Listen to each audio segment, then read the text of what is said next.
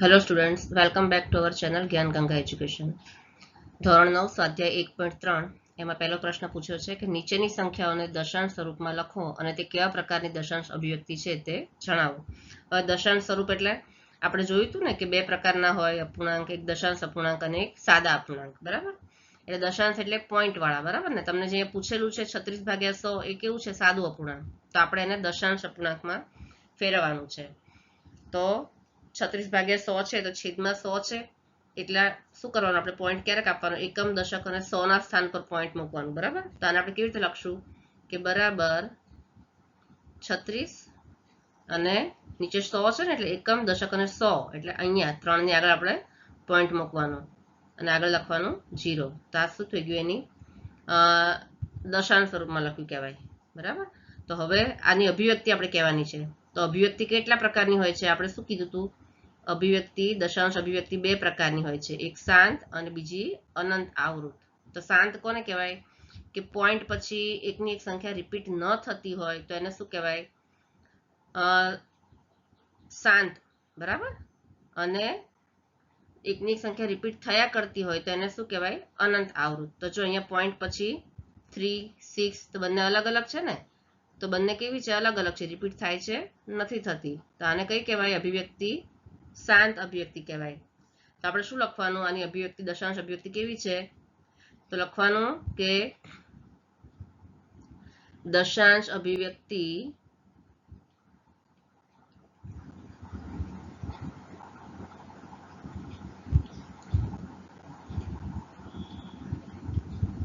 તે કેવી છે? શાંત છે. બરાબર? કેમ? પોઈન્ટ પછી એકની એક સંખ્યા રિપીટ થતી નથી એટલા માટે દશાંશ અભિવ્યક્તિ એની શાંત છે. એના પર બીજા નંબર પર કયો છે? 1/11. તો આપણે ભાગાકાર કરીએ.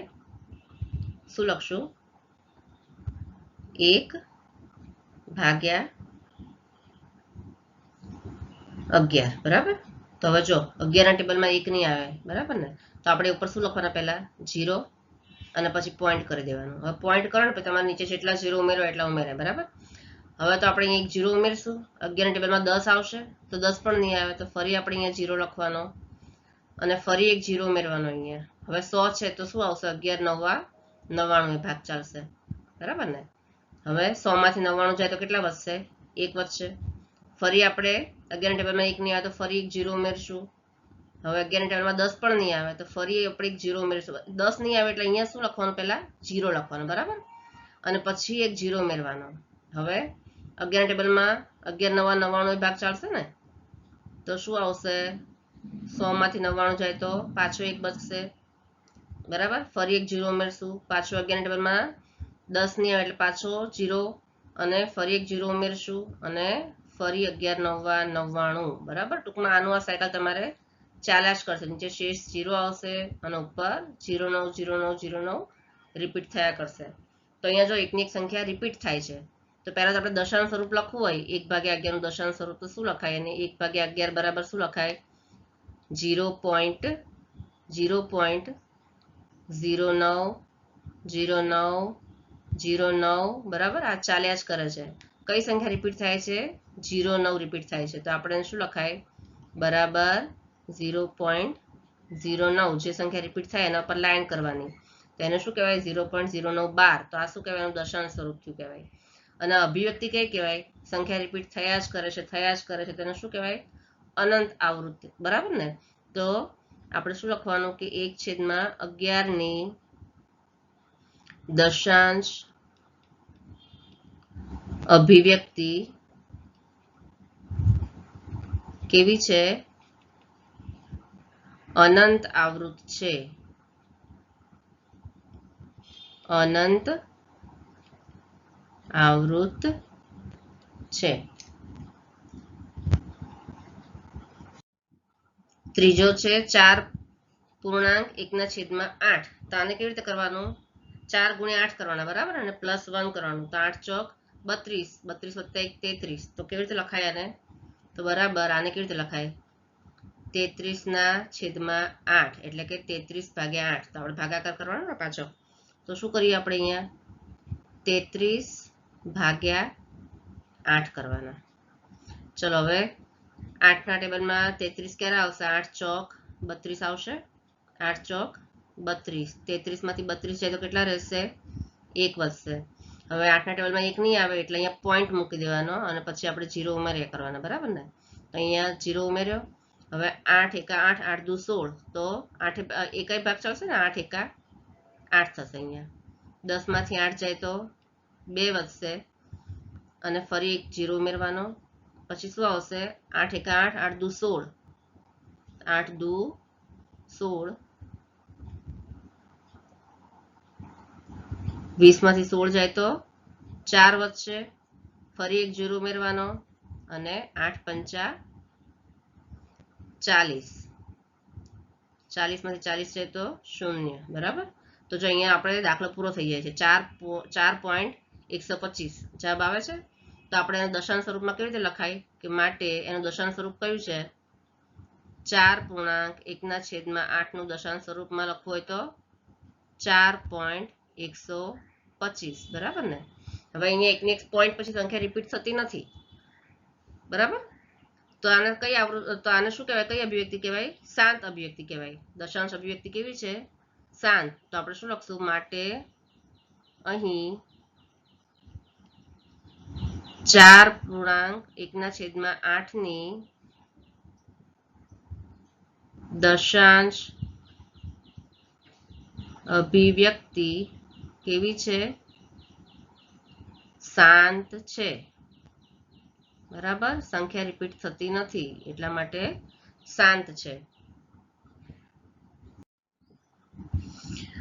4 નંબર પર કયો છે? 3/13, બરાબર? તો એને આપણે દશાંશ સ્વરૂપમાં કેવી રીતે લખાય? તો કરશું આપણે 3/13. ચલો હવે 13 ના ટેબલમાં 3 આવે? ન આવે એટલે આપણે શું લખવાનું? પહેલા અહીંયા 0 કરી દેવાનો અને અહીંયા પોઈન્ટ આવશે. હવે આપણે શું કરવાનું? એક 0 ઉમેરી દેવાનો. પોઈન્ટ કર્યા પછી તમે જેટલા 0 ઉમેરવા હોય એટલા તમે ઉમેરી શકો. પહેલા ઉમેરી દો તો પણ ચાલે, નહીં તો પછી એક એક આપણે 0 ઉમેરતા જઈએ તો પણ ચાલે, બરાબર ને? તો જો હવે 13 ના ટેબલમાં 30 આવશે. 13 દુ 26, પોઈન્ટ પછી શું આવશે? 13 દુ 26 અને 30 માંથી 26 જાય તો કેટલા રહેશે? 4 રહેશે. પછી ઉપરથી કેટલા ઉતારવાના? પાછા એક 0 ઉતારવાના એટલે 13 એકા 13, 13 દુ 26, 13 તરી 39, તો 13 તરી 39, 40 માંથી 39 જાય તો કેટલા રહેશે? 1 વધશે, બરાબર? 1 વધશે. ફરી આપણે ઉપરથી શું ઉતારવાનું છે? 0 ઉતારવાનો છે એટલે બનશે 10. હવે 13 ના ટેબલમાં 10 નહીં આવે, બરાબર ને? એટલે આપણે અહીંયા 0 મૂકવાનું. ફરી આપણે ઉપરથી 0 ઉતારવાના. કેટલા બન્યા? 100. તો શું આવશે? 13 × 7 = 91 ભાગ ચાલશે. 13 × 7 = 91. હવે 100 માંથી 91 જાય તો કેટલા બચે? 9 બચે ને? 9. ફરી આપણે ઉપરથી એક 0 ઉતારવાનો તો અહીંયા કેટલા થયા? 13 × 6 = 78 ભાગ ચાલશે કારણ કે 13 × 7 = 91 થઈ જાય છે તો 13 × 6 = 78 થશે અહીંયા, બરાબર? 78. હવે 90 માંથી 78 જાય તો કેટલા બચે? 12 વધશે. ફરી આપણે ઉપરથી એક 0 ઉતાર્યો તો કેટલા થયા? 120. હવે 120 છે તો કેટલાય ભાગ ચાલશે? 13 × 9 = 117 ભાગ ચાલશે. 13 × 9 = 117. 120 માંથી 117 જાય તો કેટલા બચશે? 3, બરાબર? જો હવે અહીંયા 3 બચશે તો ફરી આપણે સાયકલ રિપીટ થશે. અહીંયા આપણે ચાલુ ક્યાંથી કર્યું હતું? અહીંયા 3 થી ચાલુ કર્યું હતું ને ઉપર 3/13. તો ફરી આપણે ત્યાં જ પાછા આવી ગયા. અહીંયા પણ 3 અને ફરી આપણે 13 થી ભાગ ચલાવીશું તો પાછો 0.2307669 આની સંખ્યા રિપીટ થયા જ રાખશે, બરાબર? તો આપણે અહીંયાથી અટકી જવાનું. તો શું આવશે? અને આપણે દશાંશ સ્વરૂપમાં લખવું હોય તો કેવી રીતે લખાય? કે 3/13 બરાબર એનું દશાંશ સ્વરૂપ કેવી રીતે લખાય? બરાબર 0.2307669. પછી પાછી આની સંખ્યા રિપીટ થયા જ કરશે આખી જ, કારણ કે નીચે 3 આવે છે, બરાબર ને? શેષમાં. એટલે આપણે શું કરવાનું? આ બધાની ઉપર 12 લાઈન કરી દેવાની, 12 ની સાઈન કરી દેવાની કારણ કે એકની એક સંખ્યા રિપીટ થયા કરશે. અને એને દશાંશ અભિવ્યક્તિ કેવી છે? અહીં 3/13 દશાંશ અભિવ્યક્તિ કેવી છે? એકની એક સંખ્યા આખી રિપીટ થયા કરે છે એટલે કેવી છે? અનંત આવૃત. કેવી છે? અનંત આવૃત છે. બરાબર. 5 નંબરમાં છે 2/11. એને દશાંશ સ્વરૂપમાં લખવા માટે શું કરવાનું? ભાગાકાર પાછો કરવાનો. તો લખવાનું 2/11. બરાબર. હવે ચલો 11 ના ટેબલમાં 2 નહીં આવે એટલે શું લખવાનું આપણે? અહીંયા 0 અને પછી 0 ઉમેરવો છે એટલે અહીંયા પોઈન્ટ કરવાનો. બરાબર ને? 0 ની બાજુમાં પોઈન્ટ કરીએ પછી તમે ગમે એટલા 0 ઉમેરી શકો. તો 2 ની બાજુમાં 0 કરો તો 11 એકા 11, 11 દુ 22, એ 20 થી વધી જાય છે એટલે 11 એકા 1 થી ભાગ ચાલશે. 11 એકા 11. હવે 20 માંથી 11 જાય તો કેટલા બચશે? 9. બરાબર. તો 9 ની બાજુમાં ફરી એક 0 ઉમેરો તો 11 8 88 ભાગ ચાલશે ને? 11 8 88.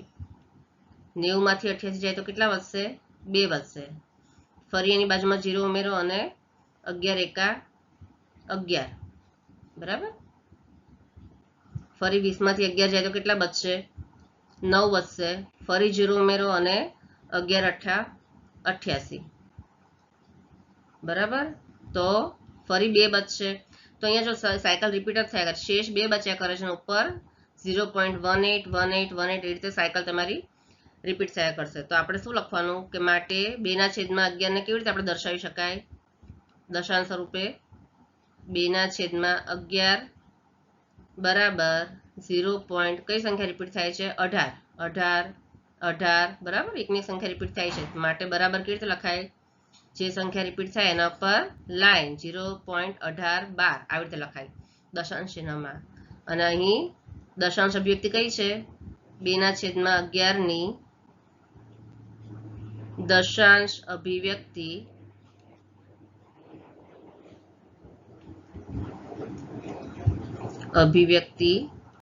કેવી છે? અનંત આવૃત. રિપીટ થયા કરે છે ને એટલા માટે અભિવ્યક્તિ અનંત આવૃત છે. 329/400. બરાબર. આને આપણે દશાંશ સ્વરૂપમાં લખવાનું છે તો લખીએ આપણે 329/400. ચલો હવે 400 નો ઘડિયો આપણને ન આવડે પણ 4 નો તો આવડે ને. 4 નું ટેબલ બોલવાનું અને પાછળ 2 શૂન્ય ઉમેરતા જવાના. તો જો 4 ના ટેબલમાં 4 એકા 400. પહેલા તો 400 ના ટેબલમાં 329 નહીં આવે એટલે શું આવશે? પહેલા તો 0 આવશે અને પછી શું લખી દેવાનું? પોઈન્ટ. હવે આપણે ગમે એટલા 0 ઉમેરવા એટલા ઉમેરી દેવાના. બરાબર. હવે આપણે શું કરવાનું? 4 નું ટેબલ બોલવાનું અને પાછળ 2 શૂન્ય ઉમેરી દેવાના. તો 4 એકા 4, 4 દુ 8, 4 8 32 થાય ને? તો અહીંયા 32 છે નીચે તો 4 8 32 અને 400 ની પાછળના 2 શૂન્ય છે અહીંયા આપણે ઉમેરી દેવાના. બરાબર. તો હવે માઇનસ કરીએ આપણે બાદબાકી. તો 0 માંથી 0 જાય તો 0, 9 માંથી 0 જાય તો 9, 2 માંથી 2 જાય તો 0, 3 માંથી 3 જાય તો 0. બરાબર. અને પોઈન્ટ છે એટલે આપણે 0 એક એક ઉમેરતા જવાના. હવે 4 દુ 8 એટલે 400 દુ 800 થશે અને 4 તરી 12 તો 1200 છે 900 થી વધી જશે એટલે આપણે કેટલા ભાગ ચલાવવાના? 2 ભાગ ચલાવવાના. 4 દુ 8 એટલે 400 દુ 800 થશે ને? તો 900 માંથી 800 જાય તો કેટલા વધશે? 100 વધશે. ચલો હવે ફરી એક શૂન્ય ઉમેરવાનું. 4 તરી 12 તો 1200 થાય. 400 તરી 1200 એ ફરી વધી જાય 1000 કરતા એટલે ફરી આપણે 2 ભાગ ચલાવવાનો. 400 દુ 800 લખવાના. બરાબર. તો 1000 માઇનસ 800 કરો તો 1000 માંથી 800 જાય તો કેટલા બચશે? 200 વધશે. હવે 2000 થયા તો હવે 4 તરી 12 અને 4 પંચા 20. બરાબર. તો આપણે અહીંયા ભાગ 450 કેટલા થાય? 2000 થાય એટલે 4 પંચા 20 કરીએ અને 400 ના 2 શૂન્ય છે અહીંયા લગાડી દઈએ એટલે 450 2000 તો અહીંયા શું જવાબ આવશે 0 0 0 0 બરાબર તો અહીંયા તમારો જવાબ પૂરો થઈ જાય છે તો આને શું કહેવાય શાંત પડી ગયું તો આને શું કહેવાય શાંત આવૃત્તિ કહેવાય તો આપણે એનો દશાંશ સ્વરૂપ લખી લેવાનું કે 329 ભાગ્યા 400 બરાબર દશાંશ સ્વરૂપમાં કેવી રીતે લખાય 0.8225 બરાબર આ એનું દશાંશ સ્વરૂપ છે અને એની અભિવ્યક્તિ દશાંશ અભિવ્યક્તિ કઈ છે કે 329 ભાગ્યા 400 ની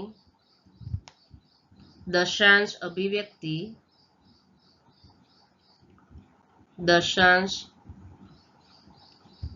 અભિવ્યક્તિ કેવી છે શાંત છે બરાબર એકની એક સંખ્યા રિપીટ થતી નથી માટે અભિવ્યક્તિ શાંત છે